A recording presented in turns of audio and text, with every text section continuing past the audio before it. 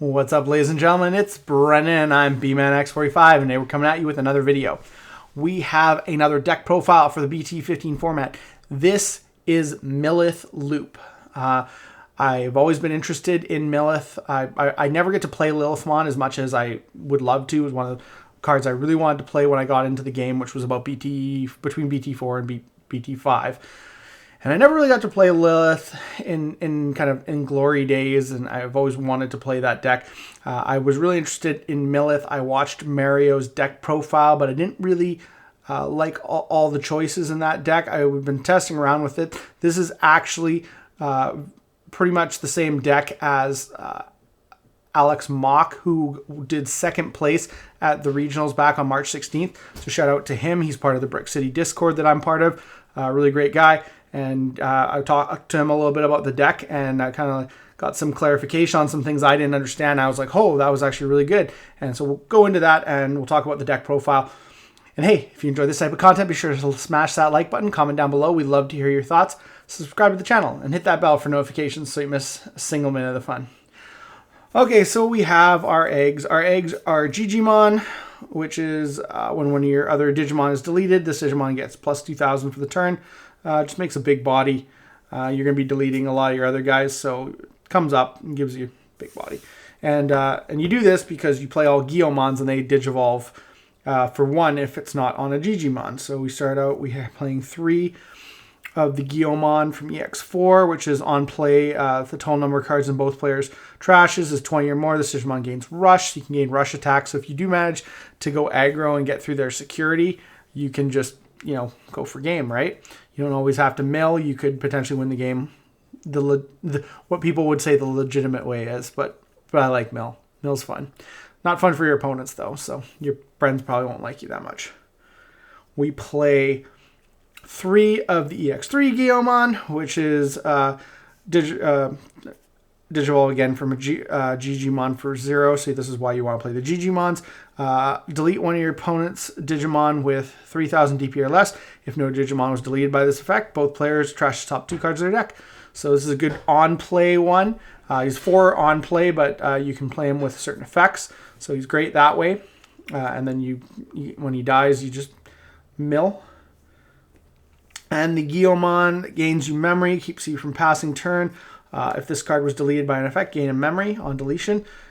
You want to see this guy in the trash. You want to be able to trash him right away. So sometimes it's hard, but you don't really want to play a lot of monsters because you need to get your option cards. They really help you out in this deck. So that's it for our level 3s. Other than we do play a 3-cost guy, which is Searcher. Now I was kind of like, I wasn't reading the guy's effect right. I didn't realize that if you don't have another Searcher, he plays for 1. So it's a 1 cost that draws you a card, and you can pop it with your Alice's to make your level 6 Digivolution cheaper. So the way it was explained to me is that it saves you 2 memory on your level 5 or 6 Digivolution, which can make or break games. Because if you don't have the right cards to get you where you need to, this could just be the thing in your hand that could just help you out. So 1 copy of that. So that's pretty much the last one there. Then we go to our level 4s. Again, not big lineup. It's not about monsters in this deck. But we do play 4 of the Black Growlmon. And shout out because this Black Growlmon was also the main Growlmon from the top Gallantmon deck from the European regionals. So I was like, oh, sweet. Black Growlmon's apparently boss. And Digivolves for 2 from a Guillemon, and when Digivolving, trash top 2 cards of both players' decks.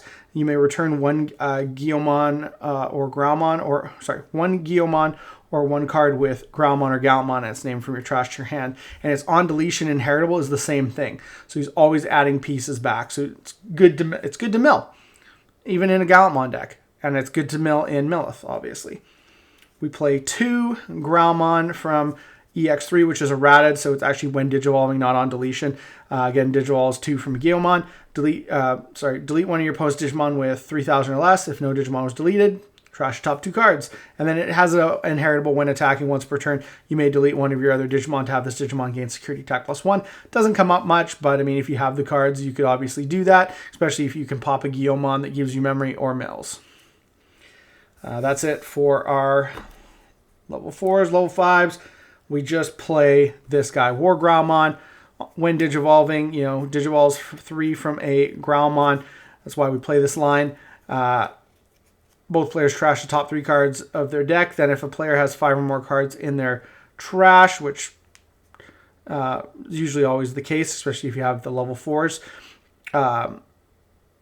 has 5 or more cards in trash, you may play a Guillemon or a Deckout from your hand or trash without playing the memory cost. Again, this is good in the WarGrowlmon deck. The WarGrowlmon deck was running 3 of this. So this is your main thing because it lets you play your Guillemons and then you can pop them with your Tamer, which we'll go into. And go into your level 6s for free. So that's our level 5s. Then for level 6s, we play 3 Lilithmon. When digivolving, if you have 10 or more cards in your trash, which you should if you're playing the deck right, you may return up to 2 purple option cards from your trash to your hand. Once per turn, when you use an option card, gain 2 memory. So you can play option cards for free. You can play Jack Raids and gain memory for the first time. And it's only 3 to digivolve, so that's good. Play 1 Creepymon. He's kind of your end game tactics. You kind of hold him in your hand. Trash the top 2 cards when digivolving of each of your for each of your opponent's Digimon in play. If you trash 4 or more cards with this effect, you may play a level 5 purple Digimon card from your trash without paying the memory cost. And then when attacking, for every 10 cards in your trash the top 3 cards of your opponent's deck, and this Digimon gets 3,000 of DP for the turn. So potentially he's up at 17 with that Digimon. And he just mills your opponent out. Now I like him over I'm trying to remember his name, the other guy, Ghoulmon. I think it's Ghoulmon. Just because of the 17,000 KDP, I feel like that is just as good, and he does the job and just helps you get over big things if you need to. So that's really good. So that's why I would like him. We play 2 Rune Mode to stun, hatches your egg, 5,000 DP, board neg, which is really great. This card can screw over so many decks like Lugamon, just super good. And then the recovery is really nice. And then too, like you can play this guy and then play a Guillemon that mills when it's on deleted because it'll automatically be deleted. It seems like a little bit of a waste, probably not the best move, but depending on where you are in the game, it could be helpful. So I feel like you gotta play 2 of that as our level 7s. And that's it for the Digimon, the low Digimon count.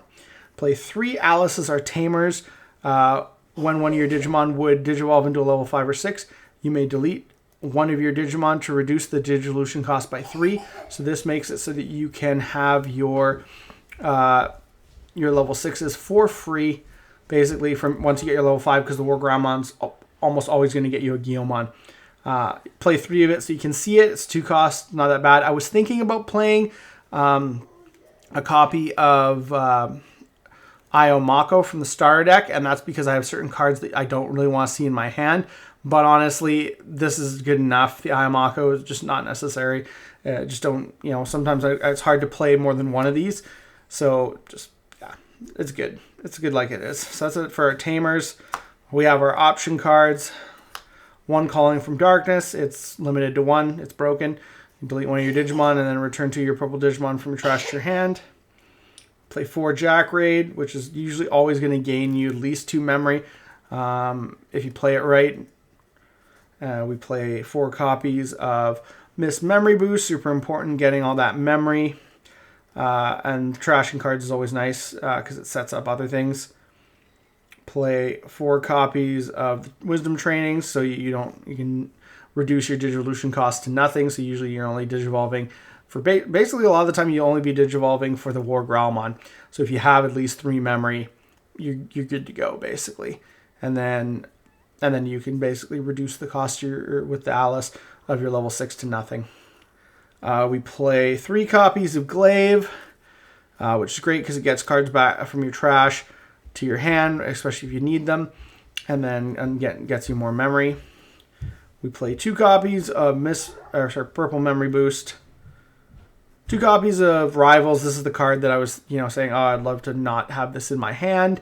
That was the idea with the Imako. You only have 2 copies of it, so I'm not super worried about it. And again, it can be good in your hand if you need to get rid of your opponent's cards, so not always the worst.